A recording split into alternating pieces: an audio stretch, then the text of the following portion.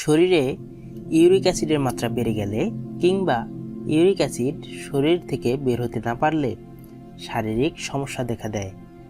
গাঁটে ব্যথা, জয়েন্টে ফোলাভাব, কিউনির পাথর হওয়া ইত্যাদি উপসর্গগুলো জানান দেয় যে শরীরে ইউরিক অ্যাসিডের মাত্রা বেড়ে গিয়েছে। ইউরিক অ্যাসিড কি?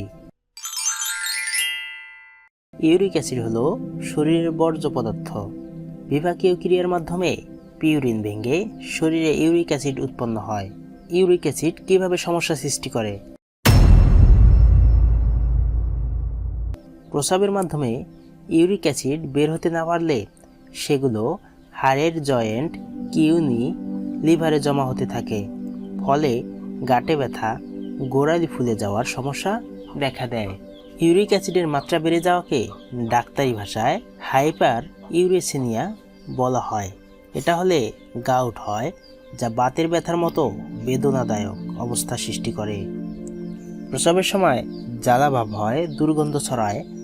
অবস্থার অবনতি হলে কিউনিতে পাথর হতে পারে। সমাধানের উপায় কি?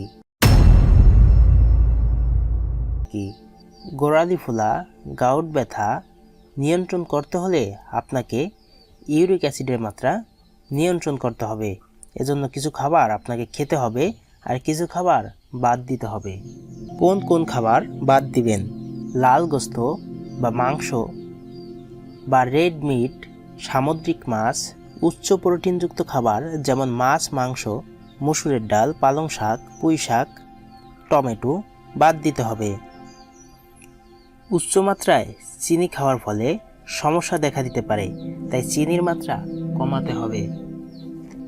এগুলো যে আজীবনের জন্য বাদ দিবেন সেটা নয়, সুস্থ হলে এগুলো আবার খেতে পারবেন। কি খাবেন?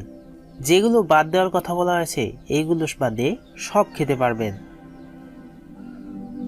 1 চামচ অ্যাপেল সিডার ভিনেগার নিন। 1 গ্লাস পানিতে মিশিয়ে দিনে অন্তত 2 থেকে 3 বার এই মিশ্রণ পান করুন। এটা নিয়মিত পান করুন। লেবু পানি পান করলেও উপকার পাবেন। এছাড়া ভিটামিন সি যুক্ত খাবার অথবা ভিটামিন সি যুক্ত ফল খেতে পারেন। এই নিয়মগুলো মেনে চললে সহজেই গাঁট ব্যথার বা গোড়ালি ফুলে যাওয়ার সমস্যা থেকে মুক্তি পাওয়া সম্ভব। আজকের মতো এখানেই বিদায় নিচ্ছি। আল্লাহ হাফিজ।